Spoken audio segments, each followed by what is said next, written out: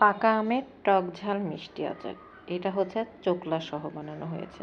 আসলে এই আচারটা খেতে এত বেশি মজা আর লোভনীয় হয়েছিল। এই রেসিপি ফলো করে যদি আপনারা বানান তাহলে আমি নিঃসন্দেহে বলতে পারি অবশ্যই এটা খুবই মজার হবে। যারা বানাবেন আমাকে অবশ্যই কমেন্ট করে জানাবেন। তো এই যে আমগুলাকে আমি এভাবে কেটে নিয়েছিলাম, কেটে নিয়ে লবণ হলুদ দিয়ে মেখে হালকা একটু রোদে দিয়ে নিয়েছিলাম যাতে আমের গায়ের পানিটা শুকিয়ে যায়। তারপরে এই যে দেখেন আমি সরিষার তেল দিয়েছি 1 পোয়ার মতো।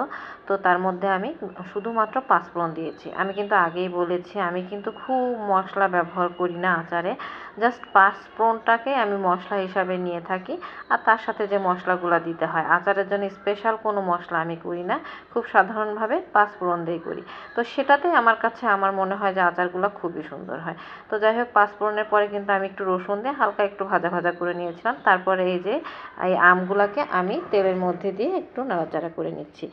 তারপরে কিছুক্ষণ পরে আমি এর মধ্যে একটু আদা রসুন বাটা দিয়ে দিয়েছিলাম, তার সাথে একটু সরিষা বাটাও দিয়ে দিয়েছিলাম। আসলে সরিষা বাটা দিলে কিন্তু আচারের স্বাদটা বেশ একটা চেঞ্জ আসে এবং খেতে খুবই মজা হয়। একটু ঝোল ঝোল নরম নরম থাকে, সেটা খুব ভালো হয়। তবে সবচেয়ে ভালো কথা হচ্ছে এই আচারটা কিন্তু আমার একটুও গলে যায় না, একদম সুন্দর টনটনাই ছিল আর কি। আচার চোকলা সহ আচার যদি বানাইছিলাম, যেহেতু আটিটা একদম শক্ত ছিল, তো সেক্ষেত্রে আমার খুবই সুন্দর হয়েছিল। আমি যেখানে হলুদ মরিচ আর ধনিয়ার গুঁড়ো দিয়ে দিলাম হচ্ছে 1 চামচ করে, যেহেতু আমার আমের পরিমাণ কিন্তু খুব বেশি না, মাত্র 1 কেজি আম দিয়ে আমি এই আচারটা করেছি।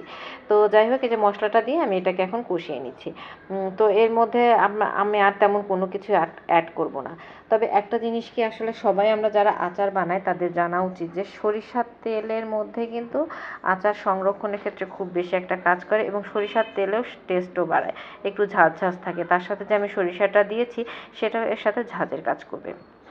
তো আমি বেশ কিছুক্ষণ নাড়াচাড়া করার পরে লবণ দিয়ে দিলাম। এটা মোটামুটি যখনই কষানো হয়ে যাবে তখন আপনারা এর মধ্যে চিনি দিয়ে দেবেন। আমি এখানে হচ্ছে 2 কাপ মতো চিনি দিয়েছি।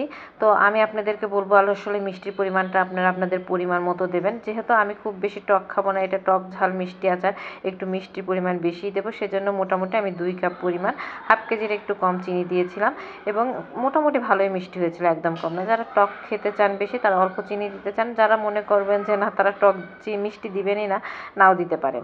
তো যার যার যেরকম পছন্দ সেভাবে দেবেন। তবে দেখেন আচারের কি সুন্দর একটা লুক চলে আসছে। বলেছি না সরিষার তেলটা বেশি হলে এটা খেতে আচার দেখতে অন্যরকম মজা হয় এবং সংরক্ষণের ক্ষেত্রে খুবই ভালো হয়, আচার নষ্ট হয় না। তো এই পর্যায়ে আমি একটু সিরকা দিয়ে দিলাম। সিরকাটা দেওয়া হলে কি হয়, আচার নষ্ট হয় না। সংরক্ষণের জন্য আমরা সিরকা অবশ্যই ব্যবহার করবেন। সিরকা না দিলে কিন্তু আপনি আচার ভালো থাকবে না, 1 দিন 2 দিন পরে দেখবেন এর মধ্যে ফাঙ্গাস পড়ে গিয়েছে। তো এরপরে আমি শেষের দিকে যখন মোটামুটি হয়ে আসছে তখন আমি দিয়ে দিলাম হচ্ছে শুকনো মরিচ। এই মরিচগুলো খেতে আমার খুব ভালো লাগে। আর তার সাথে দিয়ে দিলাম হচ্ছে বিট লবণ। বিট লবণ না দিলে কিন্তু আচারের টেস্টটা আসতেই চায় না আমার কাছে মনে হয় এমনি লবণের থেকে।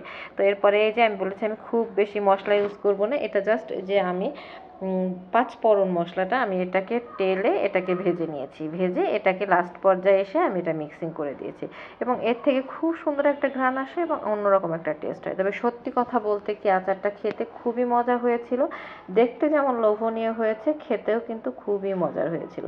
তো আপনারা যদি মনে করেন যে এভাবে বাসায় ট্রাই করবেন, ট্রাই করে দেখতে পারেন আচারটা খেতে কত মজার হয় এবং আমাকে অবশ্যই কমেন্ট করে জানাবেন যে আপনাদের কাছে আচারটা কেমন লেগেছে। তো সবাই ট্রাই করে দেখবেন যাদের আচার খেতে পছন্দ করেন যারা।